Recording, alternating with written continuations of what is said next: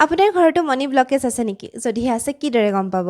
বা আপুনি নিজে গম নোপোৱাকৈ নিজৰ ঘৰখনতে মানি ব্লকেজৰ সৃষ্টি কৰিছে নেকি? যদি আছে তেতিয়া with a very simple vastu remedy we can remove it. কিন্তু কেনেকৈ গম পাব যে আপোনাৰ ঘৰত মানি ব্লকেজ আহিছে? আপুনি দেখা পাব যে লাহে লাহে আপোনাৰ ইনকাম কমি গৈছে বা আগৰ দৰে সমানে কষ্ট কৰাৰ পিছতো আপুনি আগতে যিদৰে সুফল পাইছিলে সেয়া নোপোৱা হৈছে।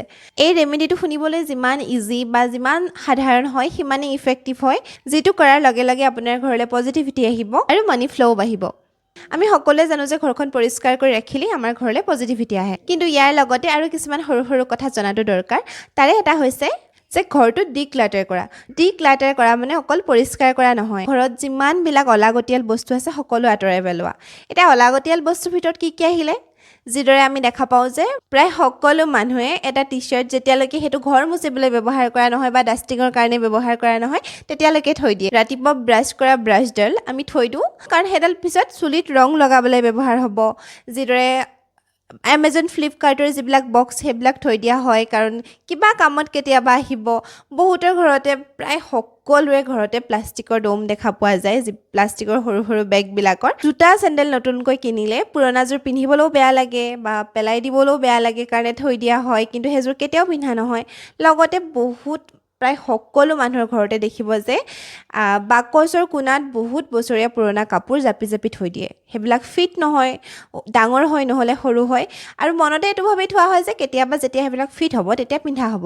কিন্তু আমি সকলোৱে জানো যে সেইবিলাক আৰু ব্যৱহাৰ নহয়, কাৰণ আমি সদায় নতুন কাপোৰ কিনি থকা হয়, পুৰণা কাপোৰবোৰ ইউজ নহয়, সেইবিলাক এনেই থৈ দিয়া হয়।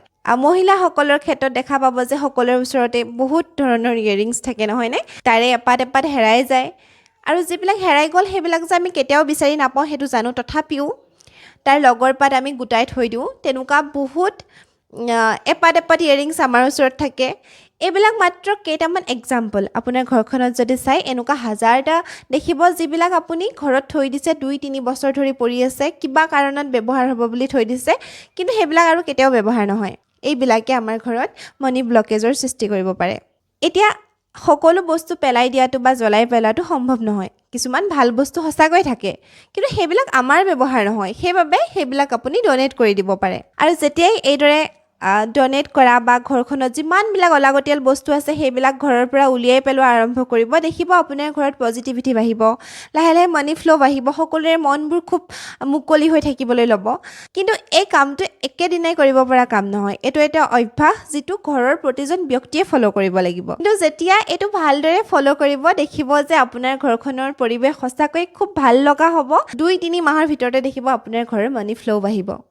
এইটো এটা তেনেই চিম্পল ৰেমেডি, কিন্তু যিটো বহুত বেছি এফেক্টিভ হয়। এই ভিডিঅ'টো চাই কেনেকুৱা লাগিলে জনাব, আৰু মই কোৱা কথাখিনি সঁচা হয়নে নহয় সেইটোও জনাব।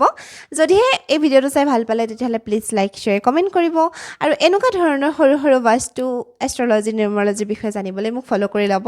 আজিলৈ আহোঁ, see you in the next video', bye by.